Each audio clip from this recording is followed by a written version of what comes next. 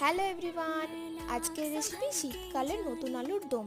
বানানোর জন্য প্রথমে একটা পেস্ট তৈরি করে নেব। মিক্সিতে আদা, কাঁচা লঙ্কা, টমেটো আর জিরে দিয়ে একটা পেস্ট তৈরি করে নিলাম।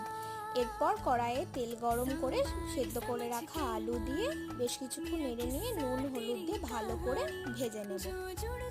ভাজা হয়ে গেলে তুলে নিতে হবে। এরপর ওই তেলেই দারচিনি, শুকনো লঙ্কা, জিরে ফোড়ন দিয়ে বেটে রাখা পেস্টটা দিয়ে বেশ কিছুক্ষণ কষিয়ে নিয়ে দিয়ে দেব পরিমাণ মতন হলুদ গুঁড়ো, লঙ্কা গুঁড়ো, জিরে গুঁড়ো, নুন দিয়ে ভালো করে কষে নেব।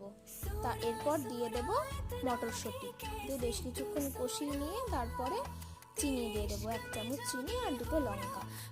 এরপর ভেজে রাখা আলুগুলো দিয়ে বেশ কিছুক্ষণ কষিয়ে নিয়ে পরিমাণ মতন জল অ্যাড করে দিতে হবে। তারপর নামানোর আগে ধনেপাতা কুচি আর ভাজা মশলার গুঁড়ো নামিয়ে নিলেই রেডি নতুন আলুর দম। তোমাদের ভালো লাগলে